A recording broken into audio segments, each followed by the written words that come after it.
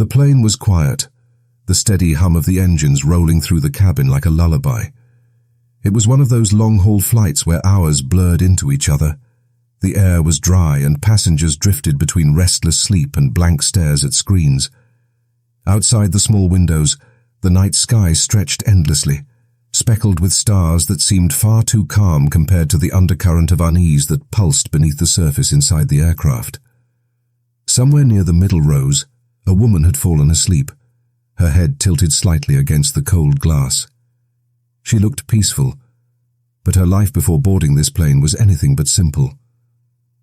To the strangers around her, she was just another passenger, dressed comfortably for the flight, her braids pulled neatly back. To those who knew her outside this metal tube in the sky, she carried with her stories of resilience, pain, and choices that had shaped her into someone both guarded and strong. She had left behind a home full of strained relationships and half-healed wounds.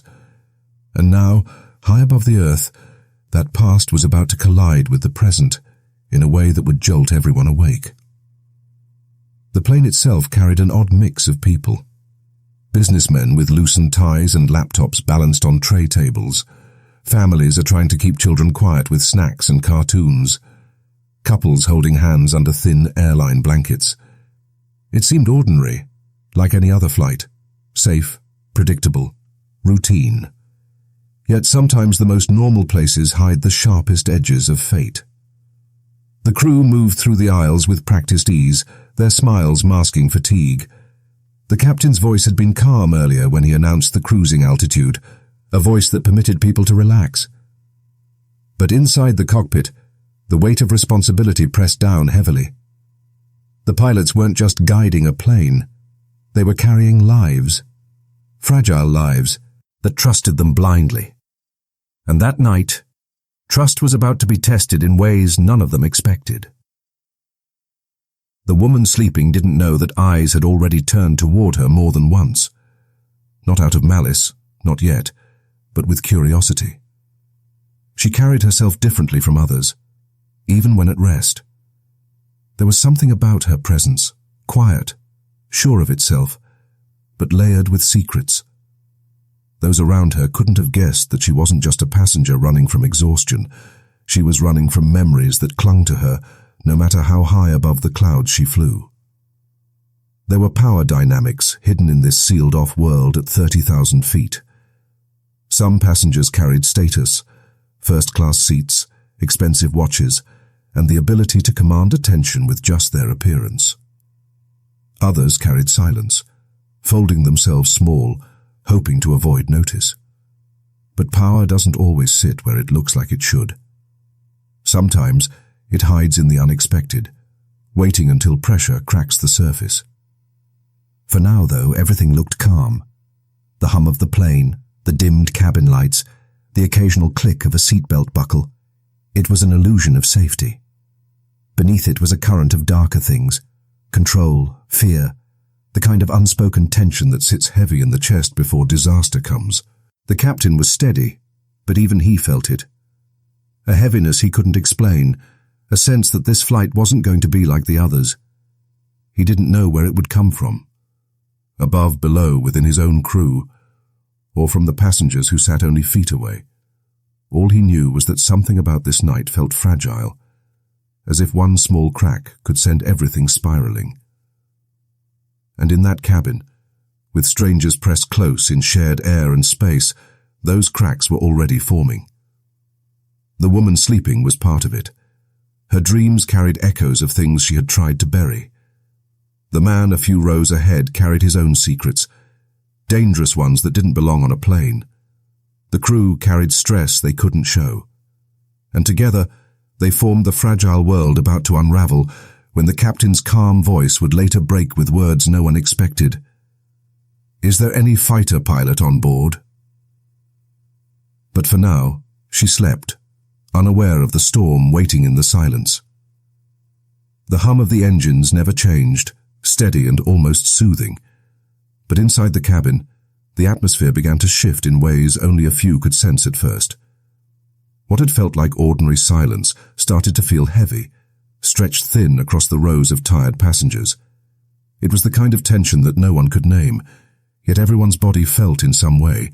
The tightening of shoulders, the restless shifting in seats, the sharp way eyes darted towards strangers without meaning to. The woman who had been sleeping stirred awake, blinking slowly as the cabin lights flickered from dim to bright for the crew's service round. She stretched, her muscles stiff, and adjusted the thin airline blanket around her. She didn't notice right away that a man 2 rows up had been watching her. He had been restless since takeoff, tapping his fingers against the armrest, fidgeting with his watch, scanning the aisle as though looking for something, or someone. His eyes kept landing on her, holding a little longer each time. To him, she wasn't just another passenger. She reminded him of someone from before, someone tied to a past he tried to keep buried. That resemblance gnawed at him, twisting familiar emotions, anger, longing, regret, into something sharper. He leaned back, trying to shake it, but his mind refused. His chest felt tight, as if the air itself was pressing in on him. She didn't see it, not yet. To her, this was just another long flight, another escape from the mess waiting back home. She thought of the people she'd left behind, the job that barely paid enough, the landlord who kept raising rent, the boyfriend whose affection had curdled into control. She thought she could outrun it, at least for a while, but even here, thousands of feet in the sky, the weight of it sat heavy in her chest. Across the aisle, a young couple whispered in hushed tones. They had boarded holding hands, but now their bodies leaned away from each other. The woman stared at the seatback screen, her lips pressed tight, while the man scrolled furiously through his phone as though answers could be found there. Their fight was silent but sharp, invisible daggers slicing through the still air. It added to the unease, one more crack in the fragile calm of the cabin. The crew moved with forced smiles. One attendant, a man in his early 30s, had been flying long enough to know when something felt wrong. He couldn't explain it, but he saw it in the eyes of the passengers. Uneasy glances, restless movements, the quiet hostility brewing in small, unnoticed corners. He carried the weight of his own troubles, debts that haunted him every night, calls from creditors he couldn't silence. The smile he wore now was paper-thin, hiding a heart that raced faster than the plane itself. Back in the cockpit, the captain and his co-pilot shared a tense silence. There had been small alerts earlier, minor system checks that didn't match their routine. Nothing critical, not yet, but enough to unsettle. The captain felt that same heaviness he had sensed at takeoff, a strange mix of dread and instinct. He pushed it down, focusing instead on the glowing screens in front of him, though his mind kept circling back to the people in the cabin. He had flown too long not to know that danger wasn't always mechanical. Sometimes, it came from human hearts. The man who kept watching the sleeping woman finally made a move.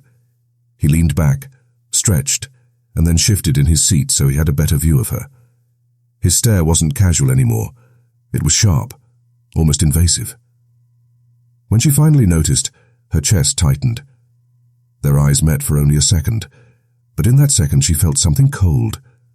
She looked away quickly, telling herself it was nothing, but deep down she knew better. Strangers didn't look at you like that without reason. Her mind raced back to the life she left behind. The arguments, the threats that had been whispered late at night, the way people she trusted had turned on her. She thought she was free for at least these hours in the air. But here it was again, unwanted eyes, unspoken threats. She folded her arms tighter and shifted in her seat, pretending to ignore it. That single exchange set off a chain of small ripples. She became more withdrawn, avoiding conversation with the person next to her. The man grew bolder, testing the edges of what he could do without drawing attention. The crew picked up on her unease, though they didn't fully understand it, their own exhaustion clouding their judgment. And other passengers, even if they couldn't name it, felt something in the air shift just slightly toward the dangerous. Hours passed, and the cracks widen. A child began to cry uncontrollably, his mother's patience unraveling in sharp whispers. The couple's fight turned louder, spilling into the aisle where an attendant had to step in. The man watching the woman finally got up, walking slowly down the aisle under the guise of stretching. As he passed, he glanced at her again, his lips twitching into something that wasn't quite a smile. She froze. The external pressures everyone carried now seemed magnified in the cabin's pressurized air. The businessman with financial troubles snapped at a flight attendant over a spilled drink. The young woman traveling alone checked her phone again and again, waiting for messages that never came, her chest filling with dread about what might be waiting when she landed. The attendant with debt worries found his hands shaking as he poured coffee, wondering how much longer he could keep his life from collapsing. Each story, separate yet linked, added fuel to the slow burn inside the plane. No one said it aloud, but the sense of control was slipping. And for the woman who had tried to rest, her mind kept circling back to one terrifying thought. She wasn't safe here. Not from the man watching her. Not from the past chasing her. Not even from the strangers around her, whose quiet struggles might erupt into something violent. As the plane cut through the night sky, unseen storms gathered outside. The turbulence that came wasn't just weather. It was a reflection of what brewed inside, small jolts shaking bodies already tense, reminding them all that they were powerless here, sealed together in metal and air. The captain's voice broke in with reassurance, but even that steady tone felt thinner now, less convincing. The woman tried to steady her breathing, but every sound, every glance, every shift in the air fed her fear. She could feel it building moment by moment, the way pressure builds inside the cabin before a storm breaks. And somewhere in her gut, she knew this was only the beginning. The night sky outside was endless, a black ocean of stars. But inside the cabin, the air had become tight, suffocating. The quiet hum of the engines felt different now, less like comfort and more like a warning. Every passenger was caught in the same sealed tube of recycled air, their lives pressed together in a fragile bubble. What had begun as restless unease had sharpened into something far darker. It was only a matter of time before it broke. The woman, now wide awake, could feel her body coil with tension. She'd been trying to ignore the man's eyes on her, but the longer the flight dragged on, the harder it became. His stares had shifted from curious to invasive, and each time their eyes met, she felt as if he was reaching into a part of her life she had fought hard to bury. Her heart hammered in her chest, her breath short and shallow. She told herself to stay calm, that he was just another stranger, but every instinct screamed otherwise. The man himself sat stiff in his seat, jaw clenched, his hands gripping the armrest until his knuckles paled. He had tried to push back the storm rising in his chest, but memories clung to him like chains. The sight of her face. It was too close to the woman who had ruined him years ago, the one who left him hollow and angry. Rage mixed with longing, twisting him into something unstable. He told himself it wasn't her, that this woman was innocent. But anger didn't care for logic. In his head, they had blurred into one. The cabin lights dimmed again, signaling rest, but the darkness only fed the unease. Whispers floated between rows, the quiet arguments of the couple now sharper, the child's cries breaking again into the silence, the crew working faster, their patience thinning. Everyone seemed on edge. No one noticed at first when the man rose from his seat, moving slowly down the aisle as though restless legs excused him. But the woman noticed. Her pulse quickened. Her fingers clutched the thin blanket, as if it could shield her. He stopped near her row, pretending to check the overhead bin. She felt his presence before she saw him, her skin prickling under the weight of it. When she finally looked up, their eyes met, and there was nothing casual left in his stare. It was sharp, unblinking, filled with something dangerous. She whispered a quiet, "Excuse me," and tried to rise, her legs shaky as she stepped into the aisle, pretending she needed the restroom. But as she moved past him, his hand shot out, not roughly but firm enough to stop her. Her breath caught in her throat. The hum of the engines drowned out her whispered protest, but her eyes widened in fear. The grip tightened. For him, it wasn't just about this moment. It was about years of pain, rejection, and humiliation that he had never processed. This woman, though innocent, had become the vessel for it all. He leaned close, his words low, almost a growl. "You don't walk away." Her heart pounded so loudly she thought the whole cabin could hear. Panic rushed through her veins, her body trembling as she tried to pull free. A nearby passenger glanced up but looked away just as quickly, convincing himself it was nothing more than a personal matter. That silence, that choice to look away, was the thin crack that allowed the next moments to spiral into chaos. In one sharp movement, his anger erupted. The struggle was sudden, violent. She cried out, a sound that cut through the cabin like a blade, silencing conversations and drawing startled eyes. His hands gripped her too tightly, shoving her back into the narrow aisle. Trays rattled, cups spilled, and the illusion of calm was shattered completely. Passengers shouted, some frozen in shock, others fumbling to rise from their seats. The crew rushed forward, their voices raised in panicked commands. The man's face twisted with rage, veins straining against his skin, his eyes wild. The woman fought, her nails clawing against his grip, her voice breaking as she screamed for help. The confined space turned the fight into chaos, bodies pressed close, nowhere to run. The man's mind raced with a storm of conflicting thoughts, anger, fear, a flash of regret, but it was drowned by the intensity of the moment. For her, there was only terror, the desperate instinct to survive. Every sound was amplified, the screams, the shouts, the clatter of objects falling.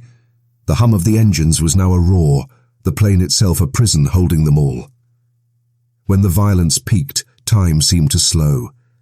A sharp movement, a scream cut short, a body collapse, sing against the narrow aisle.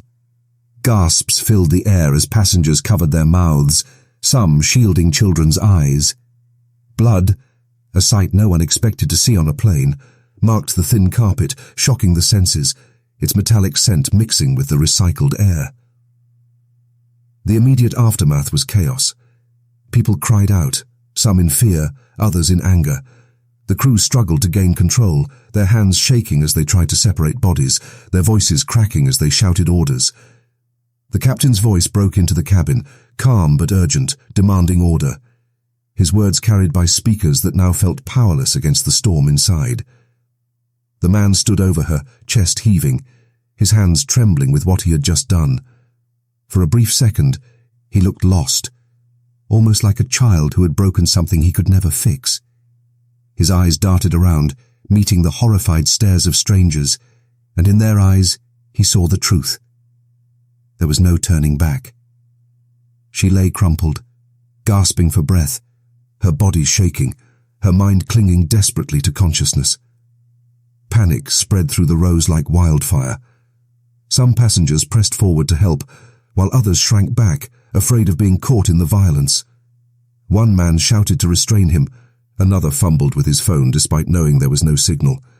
The world had shrunk into this aisle, into these seconds, where fear and rage collided in their rawest form. The man muttered to himself, fragments of words spilling from his lips, justifications, denials, broken sentences that made sense only in his fractured mind. His chest rose and fell like he was drowning. He looked at his hands, stained now, and a sob tore from his throat. But the sob wasn't enough to stop the horror he had set in motion. Flight attendants and passengers finally managed to drag him back, pinning his body against a seat, struggling as he thrashed and cursed. The woman was lifted carefully, voices trembling as they called for anyone with medical training. People wept openly, the cabin now filled with the raw sound of human panic. The sense of safety was gone, ripped apart by the crime that had unfolded in front of them all. The captain, hearing the chaos from the cockpit, asked the question that would later haunt headlines.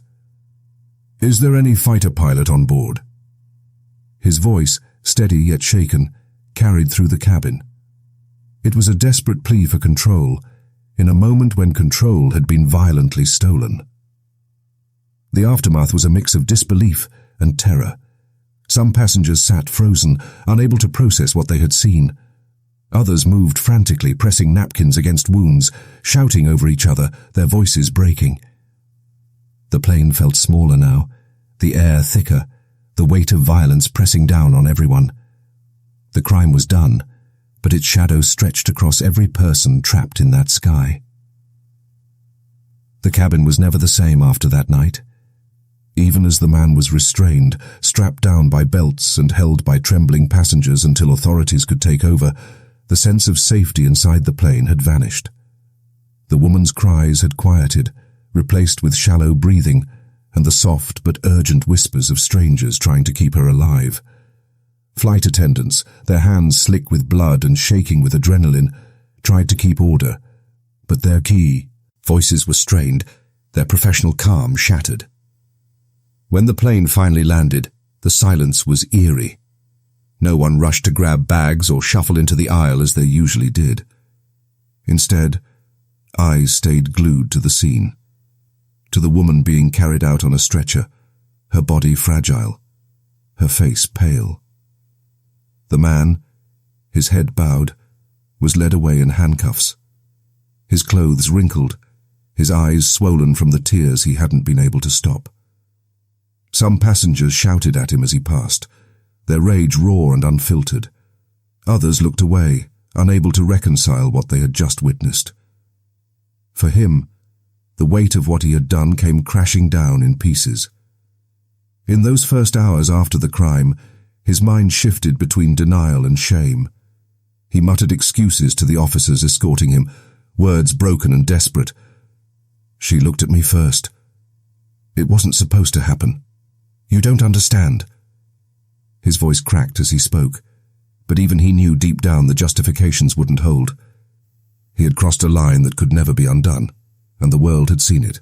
The woman, though alive, carried the scars immediately. In the hospital, her body bore the bruises of his violence, but the deeper wounds were inside her.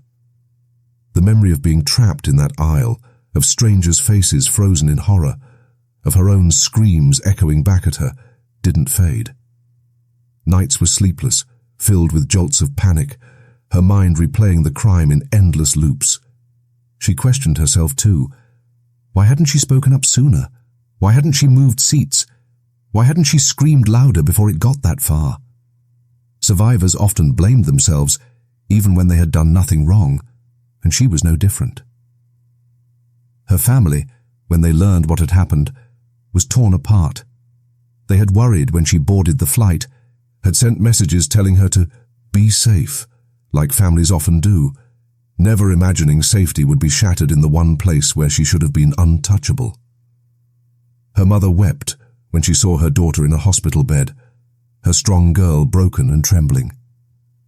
Siblings sat in silence, rage and helplessness mixing into something heavy in the room. The man's family too was thrown into chaos. His mother couldn't believe it at first, convinced there must have been a mistake. She clutched the phone, begging for answers that no one could give. His father, quiet and stoic, shut down completely, ashamed to face neighbors who whispered about the son they thought they knew. Friends who had once laughed with him, worked with him, now deleted his number, erasing connections to protect themselves from his shadow. The community where both of them came from felt the ripple. News spread fast. The story headlined on every channel, violence in the sky. The image of passengers trapped in terror became a symbol of vulnerability. People talked about safety on planes, about whether airlines had done enough to protect passengers, about how someone could unravel so completely mid-air. But behind those headlines were the smaller, sharper conversations, about anger, about obsession, about the dangers of ignoring early signs of violence. The man became a public figure overnight, though not the kind anyone would want to be. His face was plastered on screens, paired with words like monster and dangerous. Reporters dug into his past, unearthing debts, failed relationships, and disciplinary problems he had tried to keep hidden. Every mistake he had made became part of the narrative. The woman, on the other hand, was cast as both a victim and a survivor. The media replayed her story with sympathetic voices, though even that carried its own weight. Her life, her pain, her trauma reduced to a spectacle for strangers to consume. In the days that followed, denial gave way to guilt for him. In the small, cold cell where he was held, he couldn't escape the silence. He replayed the moment over and over, the way his anger had taken control, the sound of her scream, the way people had looked at him as if he were no longer human. At first he told himself he had been pushed too far, that she had reminded him of things too painful to bear. But as hours turned into days, excuses lost their power. He wept quietly at night, face buried in his hands, whispering to no one. What have I done? For the passengers, life didn't return to normal quickly either. Many of them carried their own invisible scars. Some woke up weeks later in the middle of the night, hearts pounding as they relived the chaos in the aisle. Others couldn't step on another plane without trembling. The memory of that night burned into the act of boarding. They had become unwilling witnesses, tied forever to a story they hadn't asked to be part of. The airline faced backlash too. People questioned why no one had stepped in sooner, why the man's behavior hadn't been recognized as threatening earlier. Lawsuits loomed, public trust wavered, and executives spoke carefully crafted words of sympathy on live TV, their polished statements doing little to soothe the raw anger of the public. The woman's recovery became more than physical. She faced endless questions from investigators, from doctors, from journalists. Each time she answered, the wound reopened. Therapy sessions left her drained, but she kept going, determined not to let his violence define her life. She told herself she would not be silent, that she would rebuild. But the road ahead was long, filled with shadows of what had been done. In the community, people whispered about what could drive a man to snap like that. Was it years of pressure? Was it something broken in him? Or was it simply the result of choices he had made again and again until this moment was inevitable? Some used his story as a warning about untreated anger, about ignoring mental health, about the dangers of silence. Others used it as fuel for fear, their voices harsh, their judgments final. Both families, once separate worlds, became linked forever by tragedy. One family carried the shame of raising a man who turned violent, the other carried the pain of seeing their daughter nearly taken. Neither would ever fully heal, both forever changed. The aftermath stretch aired wider than the people directly involved. Strangers who had been on that flight carried the weight into their own homes, their own relationships. They told the story at dinner tables, at workplaces, in late-night conversations with friends. Each retelling added another layer to the collective memory of the crime, ensuring it would not be forgotten. In the end, the crime had not just shattered one life. It had rippled outward, breaking many. It showed the fragile line between calm and chaos, between the ordinary and the unthinkable.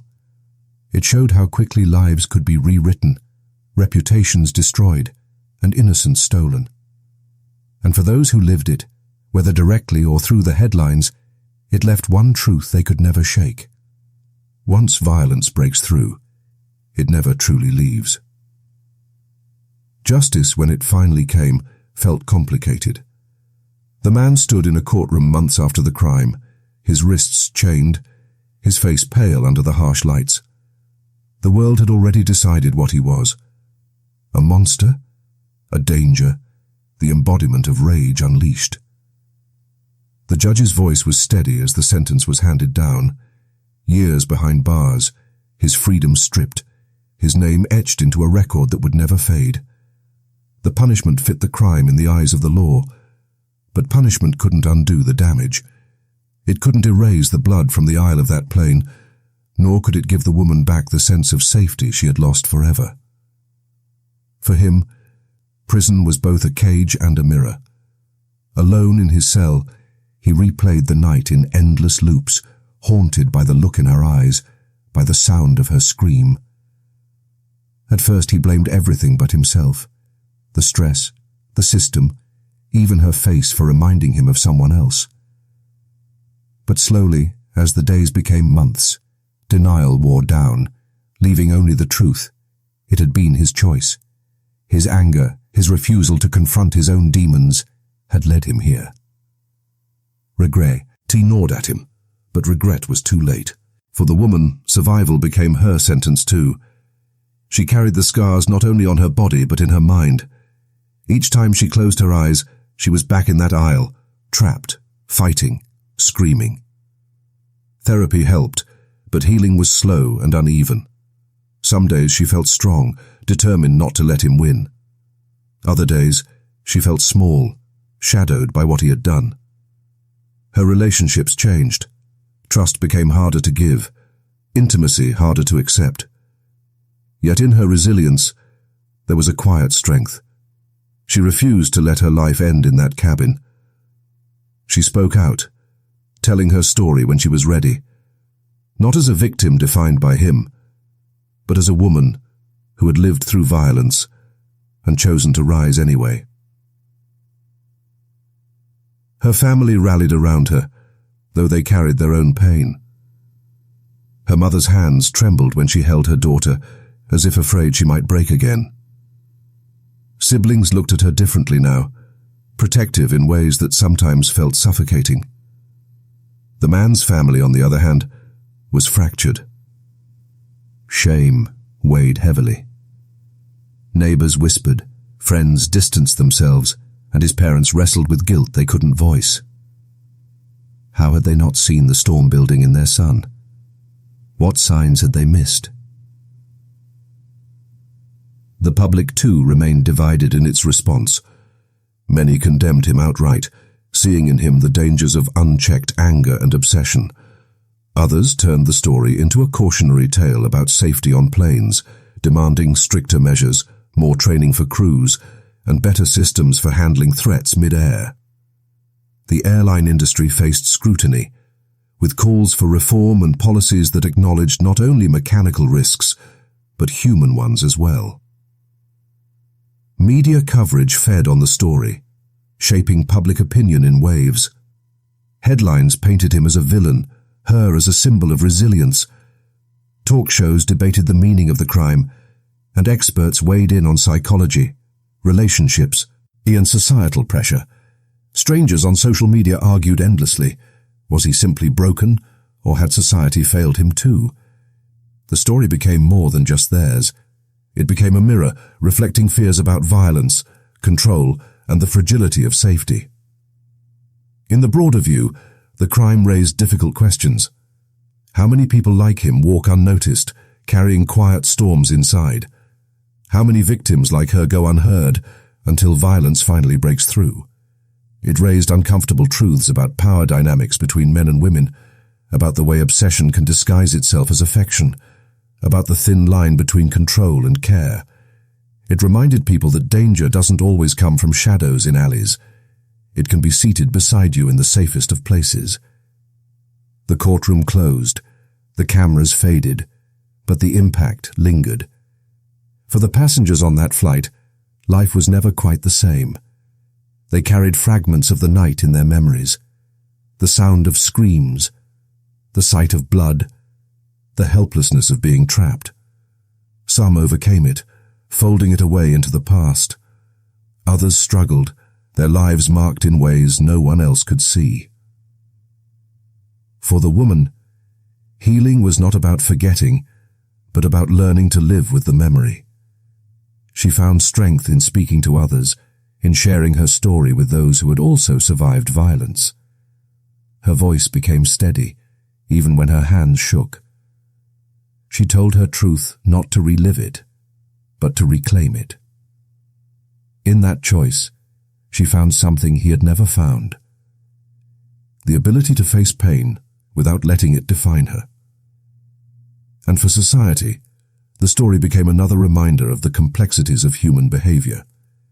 It showed how easily anger could become violence when left unchecked, how control could twist into obsession, and how fragile safety truly is. It challenged ideas of morality, forcing people to see that good and evil are not always clear lines, but choices made again and again until one moment decides everything. Justice was served in the legal sense, but justice in life is never so neat. Lives were broken, trust was shattered, and families were left grieving in different ways. The man would spend years in a cell, but the woman would spend years rebuilding her life. Neither walked away whole. In the end, the story was less about a single crime than about what it revealed. The weight of unchecked anger, the strength of survival, and the responsibility we all carry to see the signs before violence erupts. It was about power, who wields it, who loses it, and how easily it can be abused. And it was about morality, the choices that make us human, the failures that remind us how fragile that humanity can be. The plane flew on, long past that night, carrying new passengers who never knew the story written into its aisle. But for those who had lived it, for the families who bore its scars, and for a society that watched in horror, the echoes remained. A reminder, fragile and haunting, of how quickly ordinary can turn into tragedy and how deeply crime cuts into the human heart.